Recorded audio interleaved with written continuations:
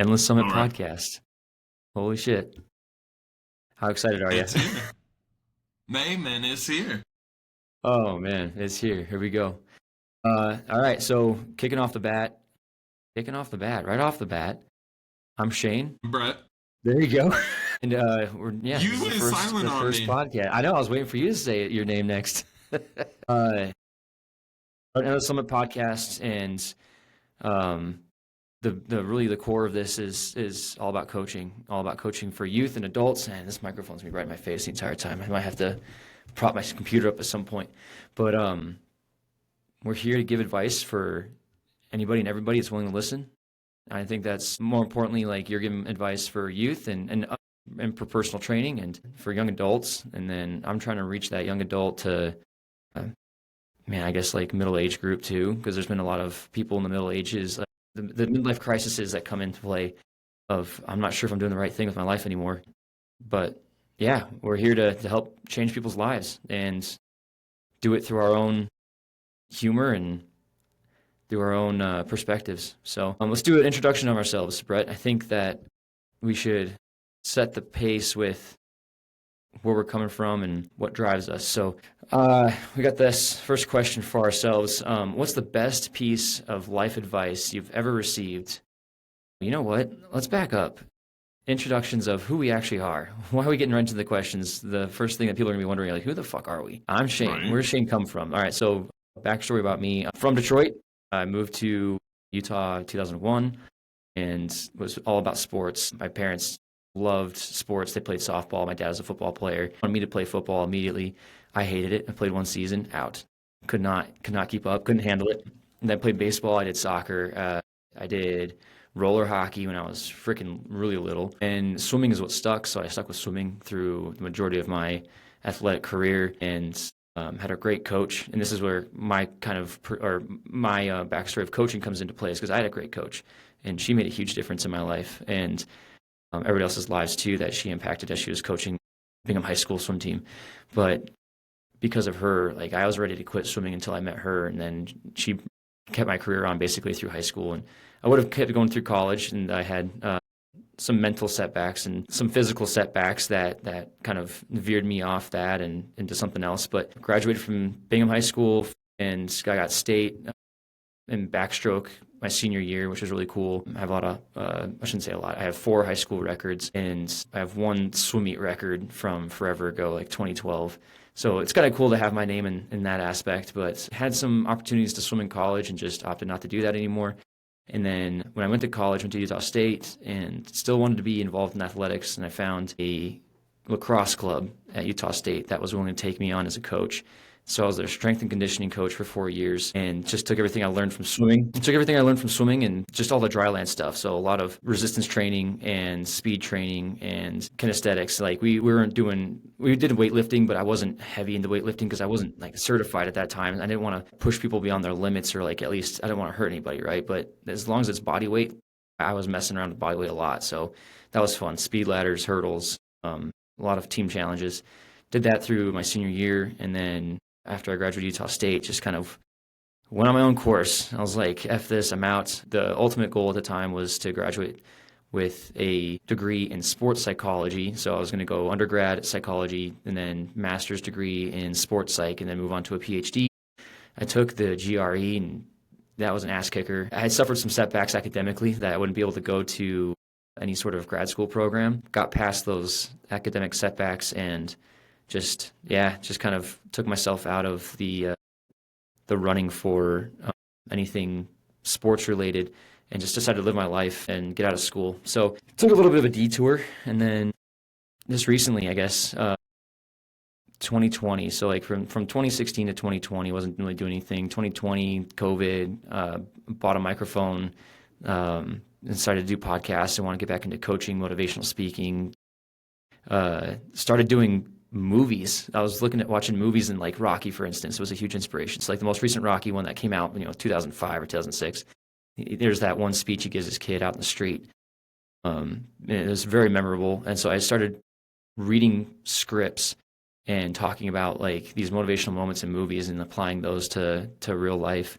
So started my own podcast then, and then have gone kind of hit or miss, on and off, but really passionate about it this year. I think seeing you take off with your coaching business then inspired me to like make the move to start mine and at least get start crawling with it to get back into it, because it's like, okay, what's the 10-year goal? The 10-year goal now is to get into coaching again, and by the time I'm 42 or 45, then be able to to be coaching full time or whatever that looks like 10 years from now. But at least start now and make those steps, those progressive steps forward.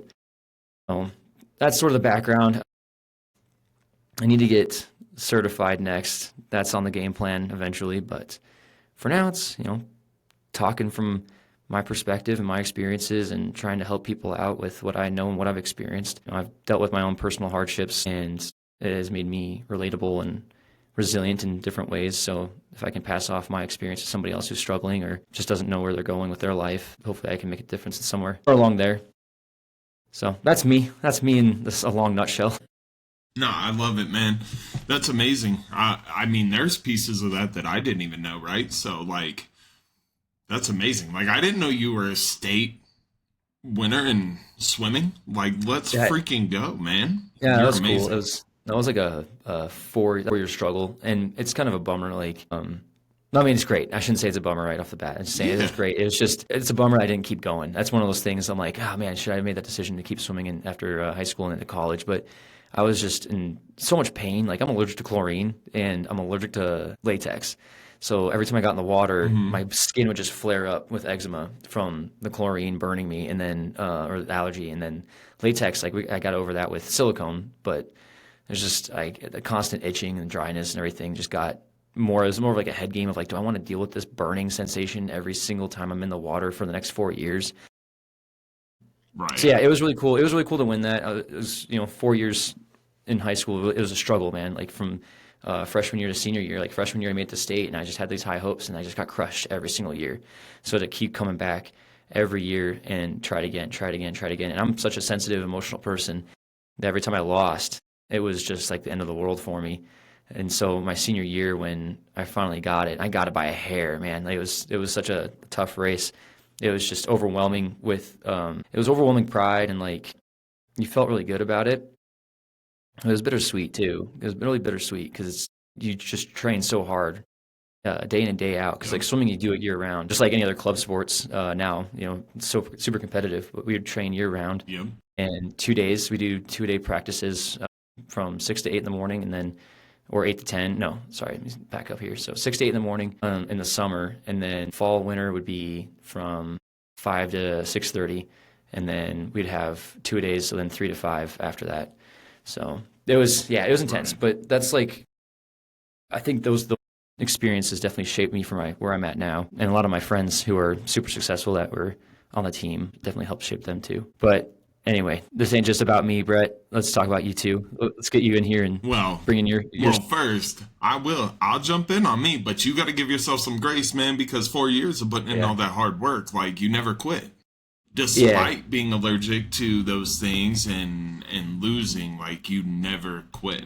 You kept going, and despite being able to go collegiately, right? Like you had to make a choice, and at that time, you were at a fork in the road. You're like, do I want to deal with all of this that I got to go through every single time I swim, or do I want to choose a different path? And you chose a different path, and that path isn't necessarily wrong, right? Like, right, yeah. So I think you got to give yourself some grace. Like, you're amazing. I've worked with you outside of coaching and everything in our normal everyday lives. You're amazing. I've confided in you. You've confided in me. Like, you're an amazing person. So, like, Appreciate you, brother. Don't sit here and be like, I'm bummed. Nah, man, give yourself some grace. Like, honestly, you're a few years younger than me, and to be where you're at, and honestly, like, we all have our hard times, but your emotional maturity at your age and with everything that you take on, right? Like, dude, props to you. So, appreciate you. Before I go on to myself, I got to give you props. So, there it is. I'm giving you your flowers, but now we'll cut over. I'm Brett. Shoot, man, I don't even know where to start to give you guys a backstory. So, I was born in Reno, Nevada, spent some time in Oregon, spent some time in Virginia, spent some time in West Virginia. Like, I've been all over.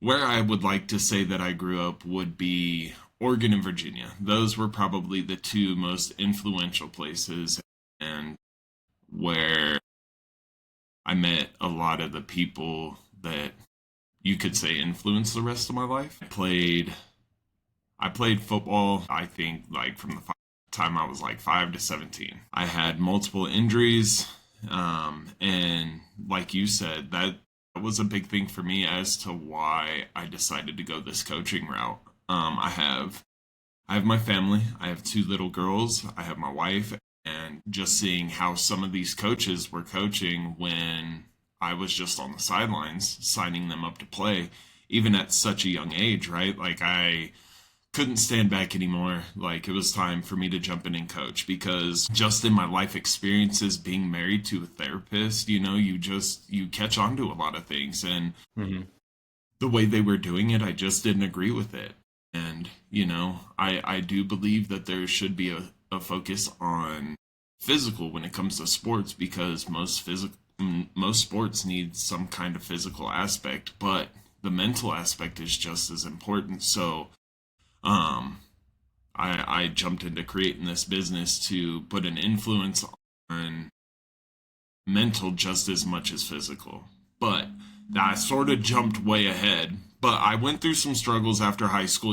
I had all my surgeries and stuff, messed up my knee, like lost all hope at playing football, sort of gave up on life. And then it was like a roller coaster ride after that. I was partying, I was doing all kinds of stupid stuff, like probably stuff that you shouldn't have done. At the same time, those are all learning experiences. Like I don't regret any of them now. Like sometimes I'm like, man, I wish I would have started my life a little bit sooner. But at the same time, like if I wouldn't have gone through those experiences, I wouldn't be who I am today. Yeah. And so going through those hardships was pretty hard, probably all over the place mentally. But back in that day, like how you were mentally, like was not a focus, right? And so Yeah. you just like pushed it down and kept pushing. So it eventually got to a point, man, where I was I was homeless. Like I was couch surfing, and I knew I needed to figure out something with life. So I joined the military, joined the army. I was going through basic, and then I don't know, halfway, no, like three-quarters of the way through basic, I dislocated my knee. So I got discharged from the military for a pre-existing injury. Moved back to Nevada. That's where my family was. That's where my grandfather was. My grandfather raised me. So I went back out with him just to have some stability in my life and got my knee fixed. I think I made one more attempt to go back out east and be on my own, and it didn't work out. So then I went back to Reno, started working, all that stuff. The economy was really bad at this time. This was around like 2011. 2010 to like 2012, something like that. The economy was really bad. My grandfather found a job out here. My uncle lived out here. And so he was coming, and I was like, hey, can I come with you? I just need a fresh start. So I came out here, struggled to find a job for a little bit, but then I found a job at Copper Hills Youth Center. Wasn't the greatest of all places, but at the I've heard same stories about that time, place.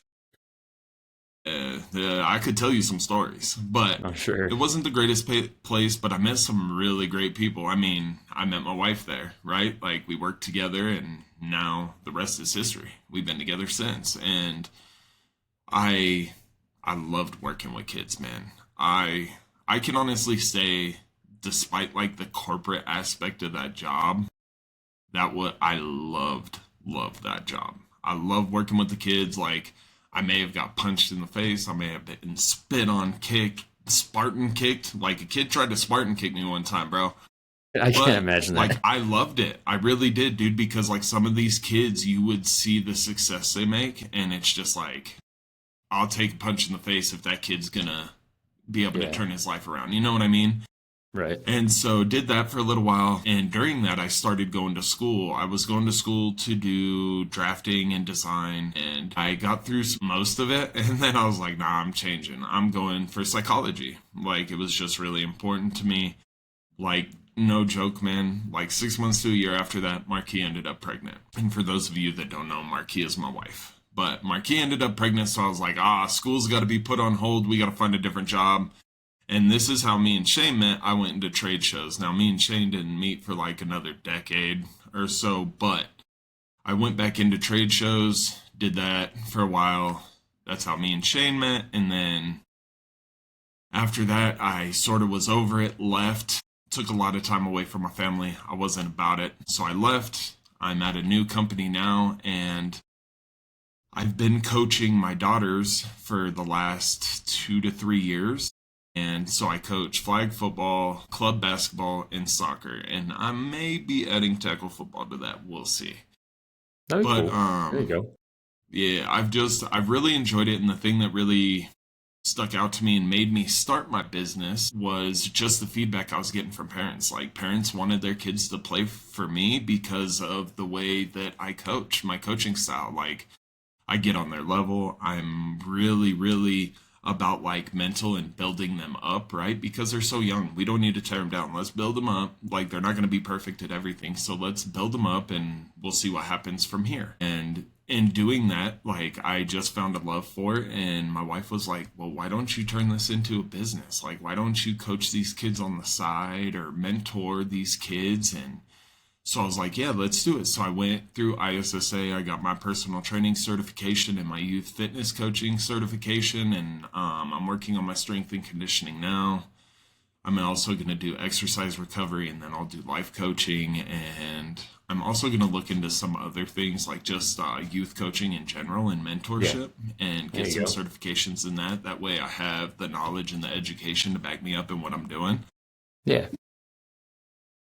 But yeah, I mean, that's full circle. I mean, the goal is hopefully by, I don't know, let's say 40, like my business is, that gives me 2.5, 3 years. Hopefully this is up and running in like a full-time gig. You know what I mean? Like, I want to have a gym where I can train people in and everything like that. So that's the end goal. But, I want to be a good and safe spot for these kids, young adults, and even adults. Like, I work with adults for personal training, but I just want them to have a safe space to come and know that what they're doing right now is enough, right? Like, they've taken a step in that right direction. So how do we build off that, right? Like, even in my personal training, it's all mental, dude. Like, I talk about mental the whole time I'm personal training. Yeah. And so I just want to build off of that. And then for me, like, hopefully I have this business up and running by 40, and I'm a Utah State record holder in bench within, let's say, the next like 6 months to a year. Yeah, you'll get there. Maybe. Yeah. Just don't hurt yourself again. I got to tell myself to take a break. Do as I say, that's the not hardest as part. I do. Yeah, exactly. That's the hardest part. Listening to yourself is also the hardest part. Facts. But that's a little bit about me. I think I touched on a little bit of everything, so yeah, I'll leave that there for everybody, and I'm pretty sure they'll get to know both of us a little bit more as we go through this. Yeah, for sure. So I'm just going to jump into the question that you responded back to, because I can think of my answer for this one, but I can't think of what's the best piece of life advice you've ever received. And how has it shaped you, who you are today? I couldn't think of a response. When I was thinking about like reading that question off, I was like, I'm sure I've heard a lot of life advice, but I just can't think of one that sticks out to me at the moment. But the next question. If I could give you one just to jump out real quick. Yeah. Like, one that's worked for me is just give yourself grace. Yeah. Like, honestly, dude, that really has changed probably like the last year of my life. Like, people just keep on talking about grace, giving yourself grace, right? Mm-hmm. And like, I really sat down and thought about it, and I was like, damn, I do. Like, I am taking on a lot, or I'm doing this, or I'm doing that. Like, if I haven't achieved this goal yet or something, I need to give myself some grace. Like, I'm here doing it, right? Like, most people, they may do it and then they'll stop after a month or something. Yeah. And so that's been a big one for me, I would say. Yeah, no, grace is great. Like, I definitely could say I could need some more grace on myself as well, because I'm very hard on myself. I put up a lot of mental, like my own personal mental roadblocks whenever things don't go around or don't go the way I want them to. So not having enough grace is definitely a weak spot. Well, now I'll just text you every week. Make sure you're giving yourself some grace. You got to give me positive feedback on how you are doing. I know, right? Yeah, that's definitely would be helpful for me. Yeah, that's some good advice. And then I guess for number 2, so this is the question I could think of a response for, but you had a good one right here.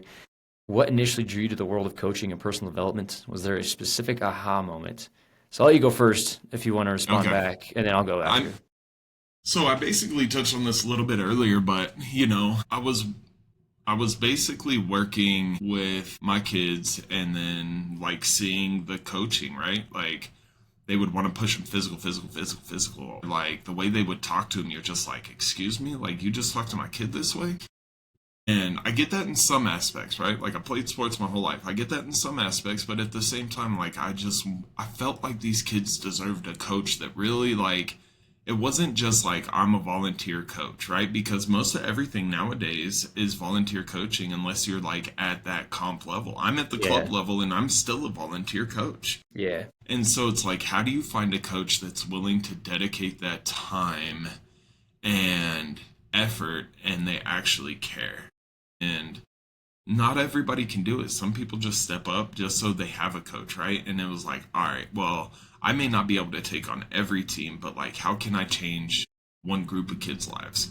I'm going to take on coaching. And so I did. And, like, I think for my business, like, it was just the parents coming to me. And I have one athlete in particular that like man, his parents, he played basketball for me, he played football for me, he's going to tackle football. Like his parents asked if I would coach, so maybe, but like they've just said that like he has been so much more confident and he's found more love for the game because of me coaching. And oh, at that's first it great. was like, you're just saying that to be nice, right? But then like hearing it over and over and over again after That they have reassurance talked really about, kicked in. Yeah, yeah, after they've talked about how bad the other coaches were and stuff like that, it was like, all right, well, if I'm getting this from him and his parents, and then I'm also getting it from my other kids' parents, like, why don't I start a business to work with these kids as much as I can? Like, because now I can affect more kids than what are just on my team, right? Now I can affect kids in my community and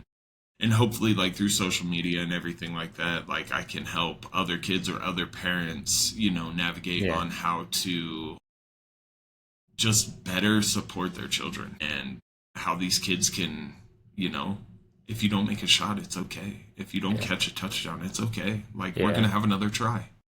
So that's it for me. I want to hear yours though. Really coaching for me, in personal development was, like I said, back in high school, I had a really great coach, and she was a great influence on all of us on the team.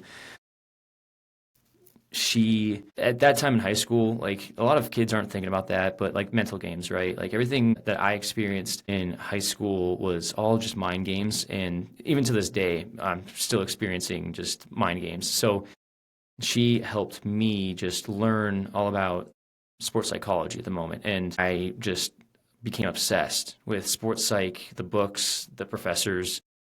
It was still relatively new at that time.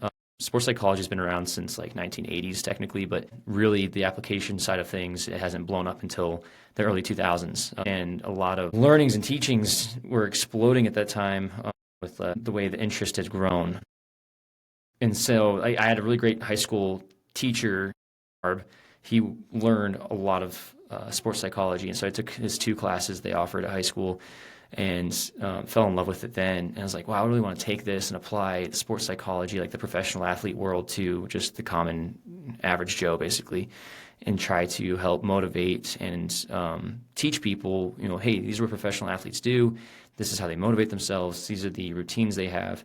And these are like the mental games that they play that help them overcome any sort of limitations they may have that you could apply in your like 9 to 5 job or whatever goals you might have in mind. So that's where it kind of the inspiration started there, and that's where I went to Utah State to study psychology, to go into sports psychology.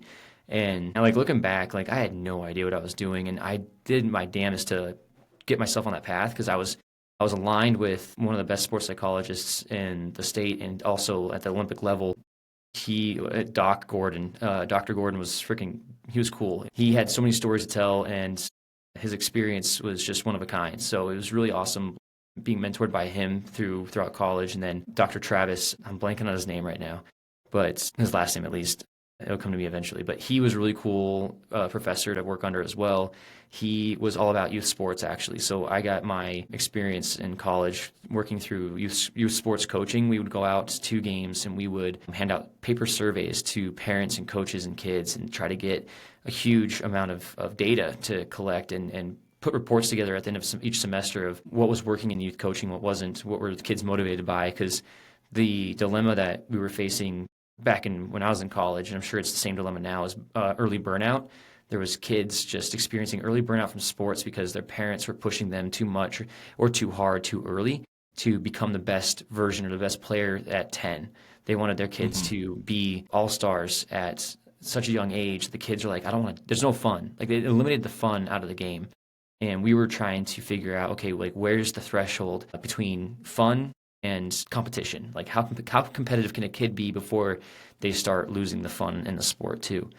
So it was really interesting learning about all of that in my senior year, and so I wanted to take those lessons into again, grad school. So I looked at going to several different schools for sports psychology, but you had to have a master's to actually do anything with it. And my senior year, I was burned out. I was done being an academic. I think of myself as like being a street smart kind of guy, not a book smart kind of guy. I didn't test well. And so I was kind of beat myself up, again, mind games of just, I'm not doing well academically. Like, I'm getting the grades I need, but I'm just not doing well. Well, I thought I was getting the grades I need. There's another story behind that too. And I took the GRE and I did okay in the GRE. So I applied to a couple grad schools and I got rejected. And I wasn't heartbroken by being rejected, but I was just like, okay, why am I being rejected? Like, I should have had, like, one of them was almost an easy in. Like, I had everything I needed to do for that grad school program. And then I got a letter after I walked that said, you haven't graduated yet. I was 0.0005 away from the GPA I needed to graduate with a psych degree. So I went back to school and took a class. So I left Utah State. I was like, shit, like, what am I supposed to do now? Because I'm not going back. It's been 4 years. I only have one class I need to retake. So what can I do? And I called the school, and they're like, well, you can retake an online course from, it was BYU Idaho had this random online course that I could retake, and I did that over a span of a year, tested and got the grade I needed, and then after that I was done. I was like, all right, I'm not gonna go to grad school at this point. Like, I'm in Seattle, I'm having fun, living my life, and then kind of like did the party scene for a bit out there, just still trying to figure myself out. Like, I knew I didn't need to get a master's degree to still help, like, impact people's lives, right? Like life coaching. I didn't know anything about life coaching at the time, looked it up and decided, like, okay, this is an avenue I could go with a psych degree, and then I could see if I want to go back to school eventually or not and whatnot. But at least that's where we'll start. I'll research into that and we'll start there. I just never dug too much into it. I think like, to be matter of fact, man, like, I sidestepped coaching for a while just because I didn't think I had the experience. I didn't think I had the lifestyle at the moment to actually be like a good life coach. And when you're 22, you're like, who's going to listen to me at 22? Like, I'm still a baby at this point. Like, I don't have enough clout and credit behind my name to be of influence, except for maybe some 18 to 20-year-olds that are barely getting into college and whatnot. But I avoided life coaching and coaching in general because I didn't think I had the experience necessary to help people. And then I ended up meeting just a lot of cool people that gave me a lot of perspective. And it was really awesome meeting these different people in Seattle and coming to Utah. And I kept that coaching mindset in mind of like, okay, I'm going to learn from these experiences and apply these experiences to the future whenever that coaching decision comes into play again. And read a lot of books still. I'm still trying to keep myself educated on everything coaching and personal development and now business, and trying to learn more about business and everything like that to help apply into the business world. But it wasn't until I think like the last 2 years is when I've really like, okay, now I want to take this serious and start making something happen. 2020 was when I started doing a podcast, like I said, the motivational stuff, and then didn't keep up with it, wasn't consistent at all, went on a hiatus, let's say. Came back in 2023, tried to do a few episodes again, couldn't stick with it. So now coming back, it's like, okay, this is what I really want to do. I want to help people transform their lives and give as much of healthy advice that I can from my own personal experiences. And that's where, seeing you develop your coaching page and your coaching business, I'm like, okay, well, this is the leap I need to take as well. Just get started, right? Like, there's no time, better than now. So started activating it. And honestly, the aha moment was when I was in college and just helping all the lacrosse players out. Like the feedback I got from them was just like, hey man, thank you for pushing me so hard. Thank you for giving me like these challenging experiences because of the capability that I found out that I'm like what I can do. Like the coach that I had in high school, she was tough. Like she was an Air Force brat, dude. She had multiple national titles. She went to Olympic trials several times. She barely, didn't make it to Olympic qualifiers. She got third in some of her races. And for Olympics, for those who don't know, it's top two, unless you're in a relay. So if you're doing an individual event, they only take first and second. They don't take third to the Olympics. And that's with swimming, especially. I don't know if that's how they do it with track or other racing sports, but for swimming especially, it's only the top two that proceed onto the Olympics. So she was torn, and she had a lot of mental that resilience as well. So she came in as like a hardcore coach with me, and we daily, man, we were just under the gun daily. That's where I kind of that's my basis, is like that high school experience, and I want to take that experience of like, okay, I had it tough then, and I think that's what's really special about like learning that at such a young age, like where you're at with your coaching and your abilities. Like you're going to be helping so many kids at such a young age learn and grow and develop. And I think that's so important to have that as a baseline at that time, because that I keep reflecting back on when I was in high school of just all of those challenges I went through and overcame mentally and physically. And it's like, okay, like what I'm experiencing now is not nearly as bad as what it was when I was in high school and just going through those grueling conditioning practices and basically just drowning in the mornings and the afternoons. It's just nothing was as hard as that. Although I'll correct myself in a little bit here. And that like again, that aha moment in college is like, yeah, I'm pushing these kids, like these guys, to their almost extreme, like to their limit, right? I want them to believe in themselves so much that they think they can do more, and that was really awesome to see that, like, dude, we were the most conditioned team. Like every time we were going up against these other teams throughout the season, my guys were going back and forth across the field like nothing. They were just hauling. And I was like, this is success to me when they're capable of doing so much more than they thought they were. And they are outworking the other team. Like that was another thing that was always top of mind, is how can we outwork the other team to be winners here? So they may have, there was a few rough seasons where the scoring may have not been the best, but they were conditioned and so good. And I was so proud of myself to be able just to be there and be that influence on them to help them out. And I think that's really kind of kicked it off. And since then, yeah, the things have changed. I'm not doing any more like physical training, but the mental side of it is what I care about the most. Because like I said, I go through mental games, and I know everybody else is going through mental games, and I'm sure there's gonna be future episodes where we'll get deeper into our own personal development and some traumas that we've gone through that kind of made us into who we are. Yeah, now we're here and just trying to make the most of it and trying to help. Being at Rise, I'm glad we met. You and I met there. And it's one of those probably one of the better things that has worked out from that company. Yeah. So one thing I was asking myself though before, like this is months ago, was like, how much of a difference can I make here before like I ultimately leave? And there's so many young people at Rise, and they're in their early 20s, and they're all kicking ass. And it's just, what can I do to help these guys out before I ultimately walk out the door? And that really changed my perspective too on coaching, of like, it's not just about, because I think so big, like such a big picture. I'm thinking of everybody in the whole grand scheme of things, and I got to start locally. I got to start in like the small community of who am I around daily that I could impact. And right. I don't know why I never thought of that being a factor, like you always got to start small, right? But for some reason I thought that I would never have an impact at work. And then when I changed that mentality a few months ago, it's just like everybody at work, you can kind of see the difference of like attitudes and how people are approaching things, which is kind of cool. So anyway, I totally agree, man, especially there, you know what I mean? Like I was working hand in hand with those guys like every day until they respected the hell out of you. Yeah.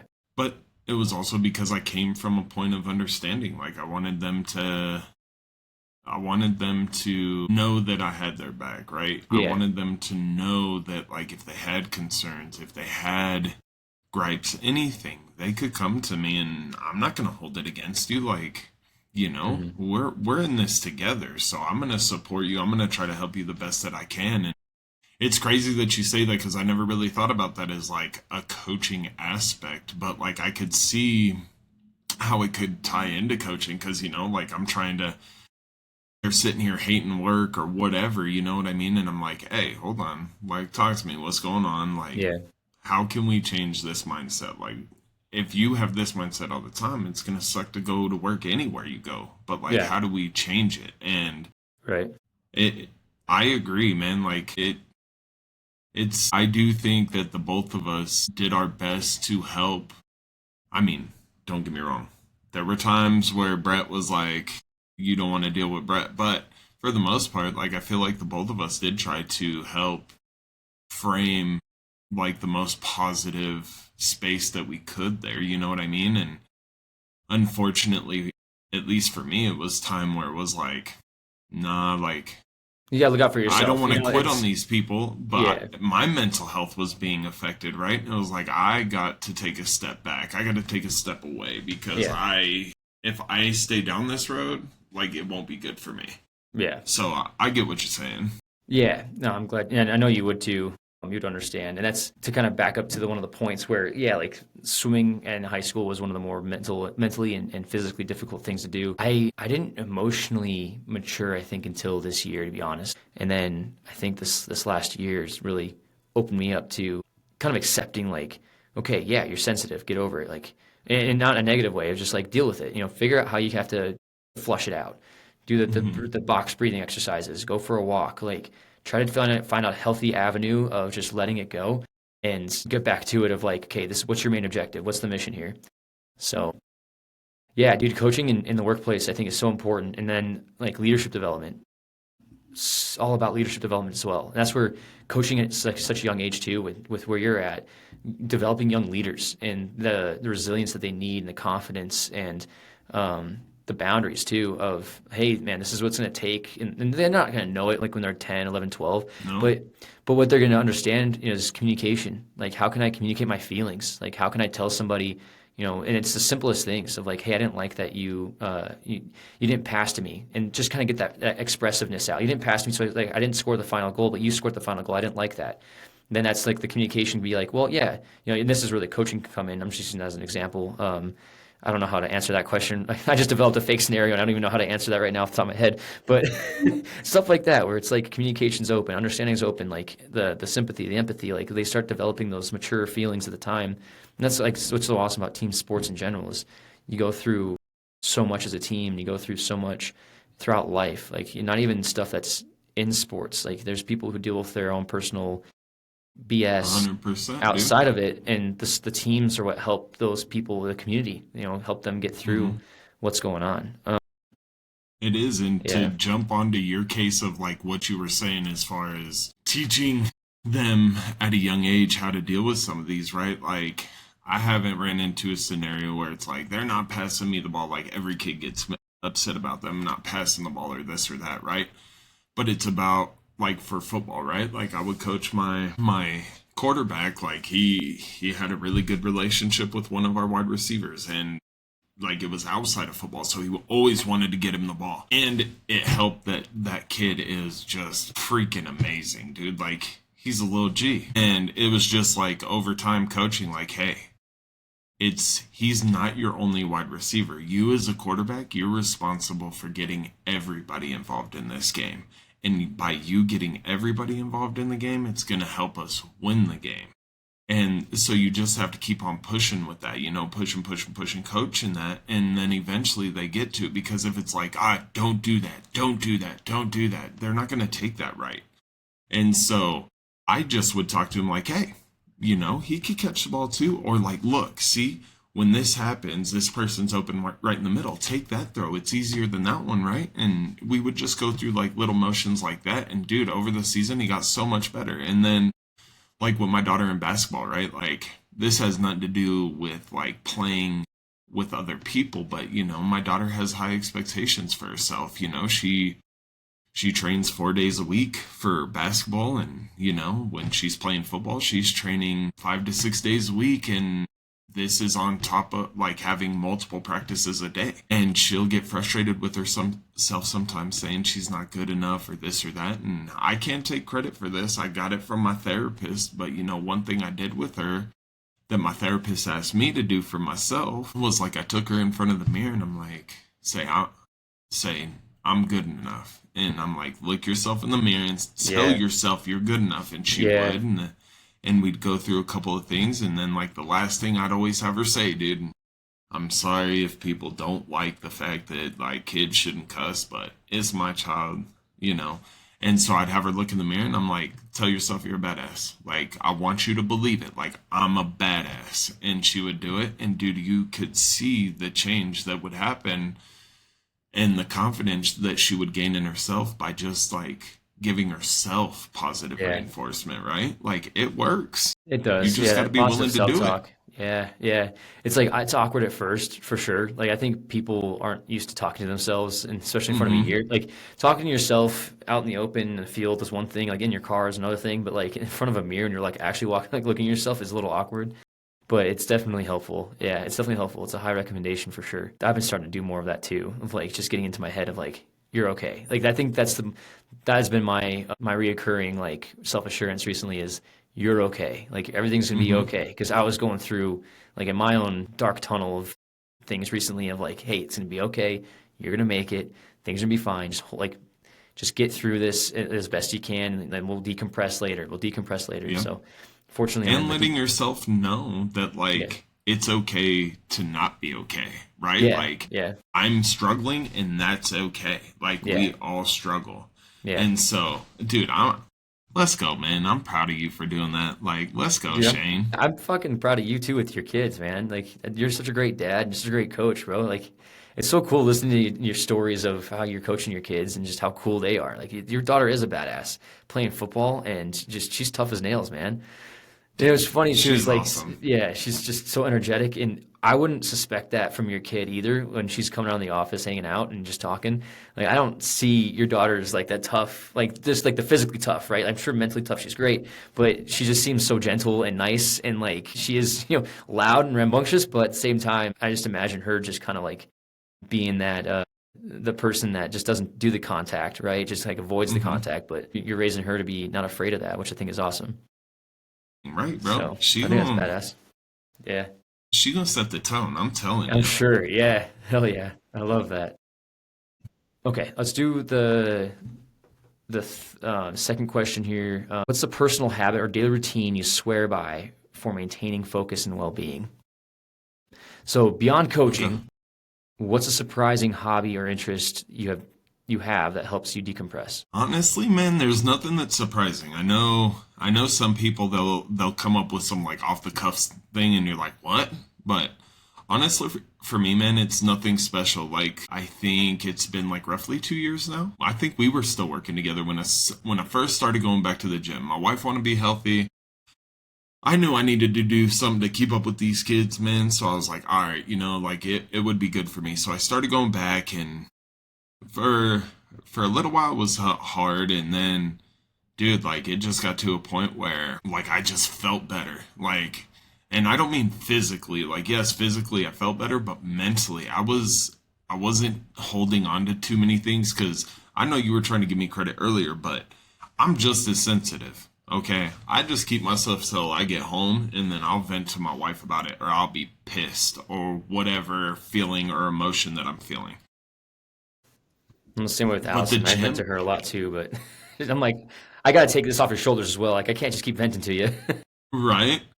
But honestly, dude, like, I just felt so much better. Like, if I could make it to the gym, complete my workout, and be done, it was like, I'm not worried about all the bullshit that happened in the day. Like, I feel good. I'm just present. Like, all right, how can we have fun tonight? Like, with the family, right? Yeah. And so that's been a big one for me. Like, I've struggled the last 2 weeks because I've been sick a couple of times and haven't been able to go. And I've even been able to tell I've been in my head a little bit more. And so, like, this week I'm feeling better, so hopefully tomorrow, like, we're hitting it hard and getting right back after it. And then the other thing is, like, I've done some therapy to work on myself. I needed it, and I was resistant to it at first just because it was like, yo, there's no way I can tell a random person like all the shit that I've been through. Yeah, it's tough. It's awkward. It definitely is awkward because like, how are they going to understand? And then all my thing with that too is there's so much to tell. Like, how do I explain all of this? That was And my hiccup.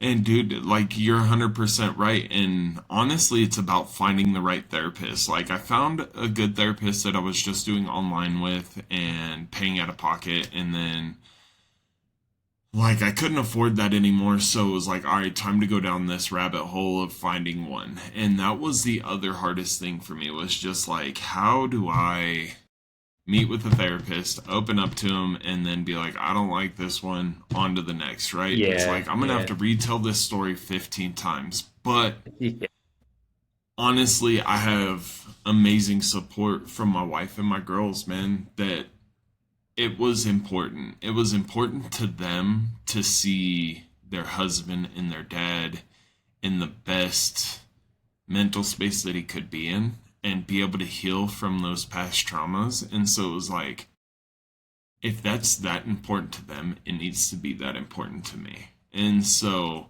it was like, all right, so what if I get a bad therapist? I I had one right after my online one that I was paying out of pocket that was covered by insurance, and she was late. Like, she didn't. I don't even know what else. It's been so long, but she was late, and I was just like, yo, I'm not about this. Like, yeah, she was terrible. And so yeah, then my wife jumped in and helped me look for one, and we found one that was covered by my insurance, and she was telehealth, and I started with her. And like, one of my biggest things, if I'm going to do therapy, is like, call me on my bullshit. yeah, If I'm going down a hole and it's me like self-destructing or something, like, call me out on the bullshit. Don't yeah, let me get away with it. yeah, And dude, she every therapist is supposed to be, and probably 90% of your therapists are, but she wasn't biased. Like, she heard me and she called me on my bullshit, man. And honestly, like, she was so amazing for me, man. Like, even my wife was like, she's amazing. And I'm yeah. like, I agree. Like, I'm starting back with her on That's cool. Tuesday. I'm gonna There see you go. her every other week. Nice. But therapy was a big one for me. And then it really does help me decompress because I'm able to just get everything off my chest. Yeah, And then, honestly, like, the biggest one for me, dude, is just having time with my family. yeah, Like, that is my core. That is my rock. Like, if I can have time with my family where it's just us and there's no outside bullshit, even if it's just like us at practice or us at home for dinner or me and my wife together at the gym, like, that's what yeah, I need. Like, that helps me decompress and get back to center. If yeah. I can have that every day, I'm good. Perfect. Like, I mean, we all have our struggles day to day, but like, overall, like, that's what I need to be good. And I think all that's manageable. Gym, therapy, it could get expensive at times, and that is the one hardship. But at the same time, there are so many avenues. But for me, there's not really any more avenues because it's like, if I'm going to see a therapist, I'm going to see the one that I was seeing. Like, it doesn't Yeah, matter what the cost is. I'm not going to another one. But that's how yeah, great she was, right? Like, that's where I'm going. yeah. So my Good. goal right now is just to keep those three in line in some kind of way, right? Like, I'm not worried about the family one. I'm not worried about the gym one. The therapy one, like, it was time to get back on it. Yeah. I don't know that there was any single thing that, How long of a break did you take? dude, I think I stopped in what, January, February, March, maybe like March or April. Same, And that's the same so, time as me too, because I haven't talked to my therapist since March-ish when they changed the insurance plan over and I started having to pay for it. I was like, okay, hold on a second. right. Pause. Let me Yep. figure this out again. So I'll start seeing him again. I found out like I'm definitely in the same. I was in the same boat as you. It's like I had a really bad therapist that was trying to diagnose me as bipolar, and she was like adamant that, hey, Shane, you're bipolar. I have to get you on meds. I have to get you on this. And I was like, wait a minute, this doesn't. I am not bipolar, because I was telling her all the stories. And you're well aware of some of the stories because you and I were working together when some stuff happened. And Yeah. she was really convinced that I was a bipolar guy. And I was like, there's no way. And so I stopped seeing her, just dropped her like a hot rock, man. And I didn't go back to therapy for like a year. And then finally, Allison was like, "Hey, I think it's time for you to just try again one more time." And so I went to a same office but different therapist. And then the first one right off the bat, just really cool dude. And him and I clicked immediately, and we had some really good conversations. But I stopped seeing him, I think, in March as well, and I need to get back to seeing him again soon. Just because, yeah, like it's nice to like just get it all off your chest and have somebody who's just kind of there to listen and reciprocate how you're feeling and like kind of validate what's going on, and also call you on your bullshit, because that's how I was too. Like I need somebody that kind of calls me to the plate when I'm responsible for what's happening to me. But then I also Yeah. need somebody to kind of give that third person perspective of what's happening around me that I'm not seeing. Where are the blind spots at that are affecting my mood, my mind, whatever's going on, that I can, have a different perspective on. So Agreed. definitely understand where you're coming from on that avenue. All right, so I guess, yeah, for me, decompressing, I doubled down. Yeah, say therapy is a good decompressing, but my weird thing is drives. I love driving, and so I'll decompress every once in a while if it's really bad and I need just to get out of my head. I'll go for a long drive at night where there's not like traffic out, right? And I'll go out in some remote road. So I've driven the full loop from like I-80 around to Willa, back down through Eagle Mountain and up once before. And that to me is like that's really calming. Because there's nobody on the road. You do have to watch out for deer. So that's one of the scarier parts. But I'm able to get out of my head, and I'm focused on one thing, and that's just driving. And then I'll let the thoughts just kind of flow through. I'm not like sitting on anything in particular. I'm playing music, and I'm just focused on driving because it's easy and it's soothing. And I'm able to just, once you get up to speed, like there's no lights, and you're out in the backcountry, you're not stopping, going. You're maintaining speed for however long you need to maintain speed for. And that helps me, that helps soothe myself for, I don't know how long. I did it in college whenever I was really stressed out in college. I did it in Seattle whenever I wanted to go on get out of my head in Seattle. So that's super like comforting to me. And that's a little weird thing to do, but I think it's nice. And then writing, I love writing. So I'll write down, just journal as much as I can, or I'll read quotes and try to find like inspirational quotes. I'll write them down multiple times and try to memorize them, or just like feel the quote and like put that into an emotional perspective. And then that helps kind of decompress in a way of like building the resiliency. And then, yeah, like I try to get out of my head as much as I can, because like watching a show, just being mindless on a show, that's always nice. I do like that too. Just set up your favorite show, and like Schitt's Creek is hilarious, or New Girl is hilarious, and now we're Ted back on Lasso. Yeah, Ted Lasso's the best. Yeah, I love Ted Lasso. I've seen that one like 4 or 5 times now. I love that show. But I don't mean to interrupt you, No, but you're I did good. want to bounce off of you because, like, legitimately, I didn't think about this until you went over your stuff. But legitimately, like, if I had a surprising hobby, no joke, dude, it's coaching. Like, if I'm going through something, or if I had a player that goes through something, I try to sometimes, like, post a story of, like, a quote or something like that. And while I'm going down that rabbit hole of like trying to find that, like I'm decompressing, right? Like, cause it's like, all right, how can I help others in the simplest way Yeah. possible? So like, dude, honestly, you just helped me find one surprising way, because like I really do get enjoyment, because it's like, how can this help somebody else? Like, will this single quote help somebody else today? Yeah, Not and just me. that's you navigating your feelings and your thoughts, and you're decompressing in that way of like, okay, I'm checking off these boxes of like what's affecting me, and you're getting to the deeper root. And once you get to that root of whatever that is bothering you, then you're finally at ease, because that's where I will ruminate. I didn't know ruminate was a thing until 3 years ago, when the therapist was trying to diagnose me as bipolar. She's like, "You ruminate a lot. Like you think of the same thing over and over and over again." It's like, yeah, because there's no solution right here. So I keep thinking about the same thing over and over again until I find a solution.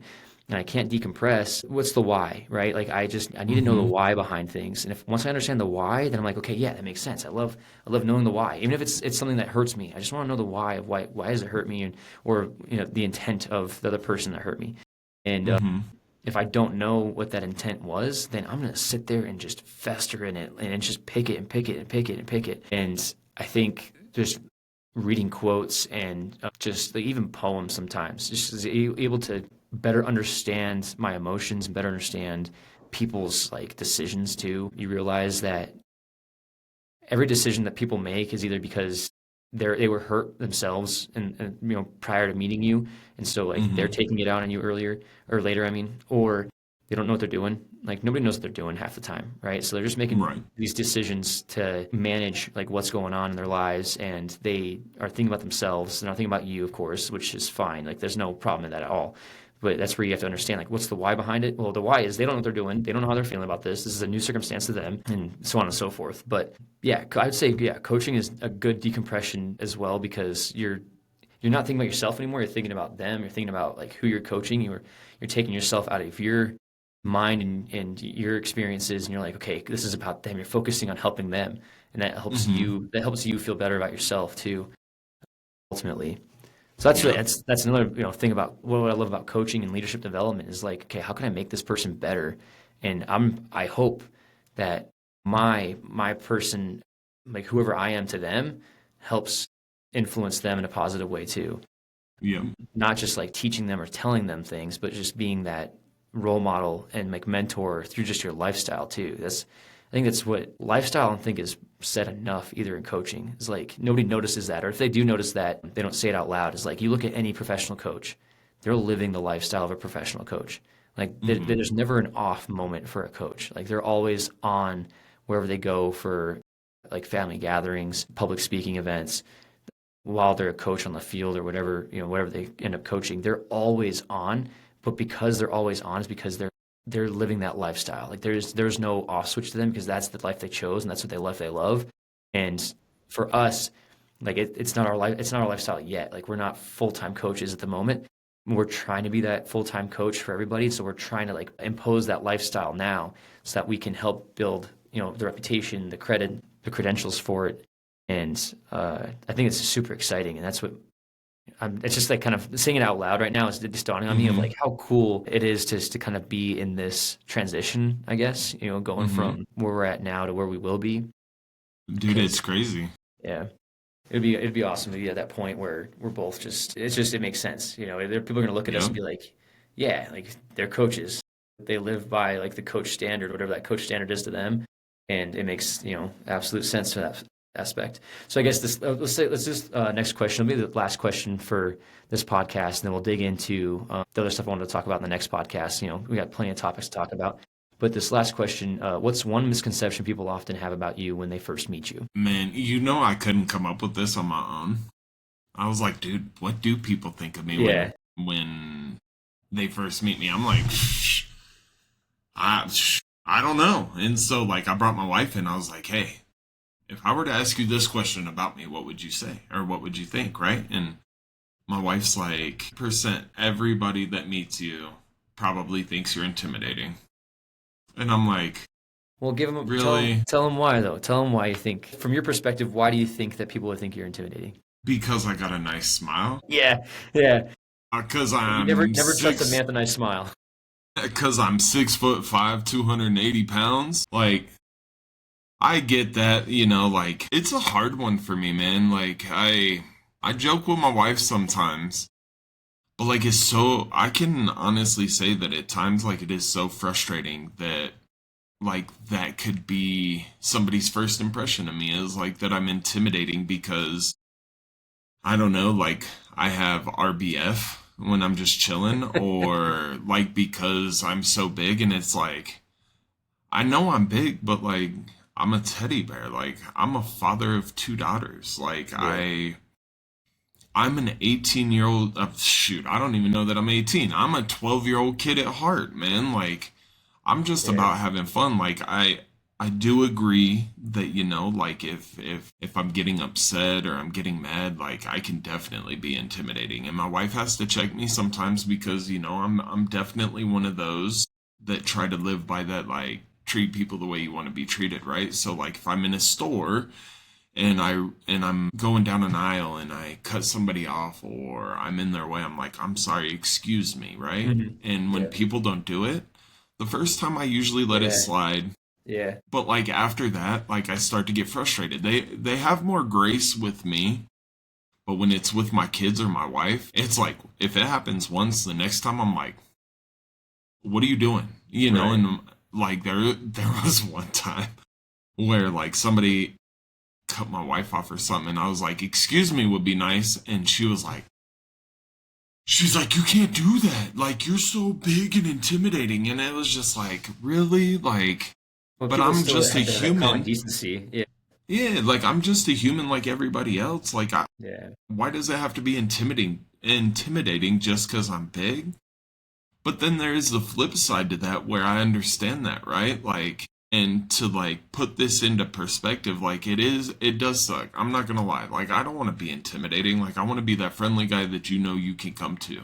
Because ultimately, like that's how I live. Like I've met multiple people in the gym, dude, that I only know through the gym, but it's like one guy told me he struggles mentally, and it's like, take my phone number down. Like, Hmm. you have somebody now. You're not alone. Make that phone call. And that's the kind of person that I want to be. And I get the intimidating factor, and I get that I'm so big, and where I was going with this is like I had a mom recently just tell me that she loves the fact that I get on the level of the kids. So Hmm. like it's actually my QB from this past year, right? Like he was amazing and we were one game away from being undefeated and he had a hard game. And it wasn't just him, it was everybody. Everybody had a hard game. I think they were all in their heads of like we can't be touched, right? And this team was just as good as us and they touched us. And so he threw an interception. He got really down on himself and he had a really hard time. And like I called the timeout. I was like, like this is time for me to talk with him. I'm wasting Hmm. a timeout. Hmm. And I talked with him and I was like, what's going on, man? And he was like, I'm doing this. I thought you were mad. And I was like, I ain't mad. Like, dude, Hmm. we play football. Like, Hmm. every single quarterback that's ever played football throws interceptions. And I was like, that's just part of the game. And I was like, but you know what matters is like how we come back from this. Are we going to keep trying? And he's like, yeah. And I was like, we going to keep getting after it? And he's like, yeah. And I was like, that's what matters. I was Hmm. like, do you want to take a break for a second to like take some breaths and gather yourself? He's like, yeah. So he goes and takes a break. And at this point, I think we're down like 12-0. Hmm. And so like it's towards the end of the game. We're not coming back. But we get the ball back. And no joke, dude, he ends up throwing a touchdown Nice. and the Oh yeah. game ends. So it ends 7 or 8 to 12. We lost Hmm. by one score. Hmm. And so after the game, before I get with anybody else, I take a knee. So me and him are looking eye to eye, and I was like, "What'd you just do?" And he's like, "I'm like, what'd you just do?" He's like, "I threw a touchdown." I was like, "What did you just do?" He's like, Yeah. "I threw a touchdown." I was like, "That's Nice. right." There you go. And like so like I get that point because like I'm not standing over him so he's Yeah. not intimidated, right? Like I get down on his level, now we're seeing eye to eye, there's no Yeah. intimidation. And so I don't know, I get it, but at the same time I don't get it. Like I just hate that people may think I'm intimidating. I can be if I need to be, but that's not what I want to do. Yeah. That's Like only during certain circumstances. exactly. And Yeah. so yeah, I struggle with that one, man. I don't like that one. But what about you? Well, I want to kind of recognize that. I think being intimidating also is a blessing because you being a father, because Mm-hmm. I've thought about this too, because I've gotten that I'm intimidating as well. Like I don't obviously I'm not that size that you are, but I do have a bitch face sort of kind of look when I'm walking around, and I think a lot of it do is my bravado. Let's say bravado for instance. It's just I'm very outgoing. I'm social as hell, so I'll talk to anybody and everybody. I think people are intimidated that I have that sort of charisma about me, Mm-hmm. and they might be intimidated to talk to me just to talk to me, right? It's different when you're talking to somebody else who might be a little more shy, because you can ask them the small talk questions and get to know them that way. Whereas like I love having deep conversations. I think people are intimidated by having deep conversations. So if I run into them once and start asking them deep questions, then all of a sudden they're like scared, right? They're gonna retreat back into their shell. And so they're like, oh, you're intimidating because of the questions you ask, conversations you have, and just like how charismatic you are. And I'm a big personality out in public with my friends and everything like that. However, on a flip side, like when we've been traveling for shows and whatnot, I am like deadpan. I look very serious. I'm like just a no bullshit kind of guy. Mostly because I'm there for business, right? Like we're there to work and we're there to take care of things. I want to be in, I want to be out as efficiently as possible. So I get into that headspace where I look intimidating. And if we're out at bars, if I'm by myself, I love people watching, so I love going out in bars and being in public. But people will come up to me and I'll strike a conversation, especially if they're more outgoing than I am. But they will tell me like, yeah, you looked really intimidating at first. I'm glad that I talked to you and got to know you because I was kind of nervous coming up to you. And I was like, well, I'm glad you came over too. You give them that kindness. Kind of break that ice that way. But the blessing is that it keeps certain people away. I think in my own mind, I think of like guys, I don't know. I've always thought about this when I was younger, but then getting older, you realize everybody thinks the same way. Certain guys do at least. Who's a threat? Where's the threats at? Like who's going to be the guy that's going to come up here and start shit? And you kind of start fantasizing about who do I need to look out for? What do I need to pay attention to? And so I have this like sort of personality or this aura, let's say, of keeping those guys away. And I love it because you don't deal with the bullshit of those guys either. There's no drama. You don't have any like fake people come up to you. If people really want to get to know you, like they're also real. And so I have more genuine connections that way. And you too, man, like you're definitely a protector personality. Like you're Papa Bear personality, obviously with your kids, but in public you're the same way. Like you've been this way with when we went out in California and stuff like that. It's like you were looking out for your brothers. Like you're always the kind of guy that's like I'm here to have fun, but I'm also looking out for my team. I'm looking out for everybody. So you got that kind of let's say aura about you as well. Until somebody calls you Travis Kelce, and then you start dropping those walls, and you're like, hold on a second, what? Yeah. Travis Kelce looks like me. Yeah, exactly. But I think it's being intimidating is a blessing as much as it is a curse. Like it keeps those away that you want to keep away, but then those who really do care about getting to know you will come over and they'll get over their fear of that intimidation and strike up those conversations. I think we value those the most out of anything, right? Like as much as we don't want to be intimidating in certain areas, it's kind of nice to be intimidating in certain areas because then you set boundaries and people respect those boundaries. So, I get what you're saying. Yeah. That's like, it's funny when people are like, yeah, you're really intimidating. I'm like, have you seen all the times I've been a dumbass though? I'm not that intimidating. Like I've done some really stupid shit. It's okay. It's all right. I can take this. So anyway. All right, let's wrap it up, brother. All right, man. All right, thanks, guys, for joining us. We will be on every Wednesday. Make sure you follow us at Endless Summit Podcast and follow Brett. What was yours? Yours is Elevate Youth. Elevate Youth Coaching on Instagram and Facebook, and then Ballers and Dead if you want to follow my personal page. And then I will also be creating us a YouTube page, so make sure to look for Endless Summit on YouTube. Yeah, and then I am FYL Coaching, Fuck Your Limitations, as well on TikTok and Facebook. Cool. All right, awesome, thanks, guys. Man. We'll see you later. Have a good one, guys.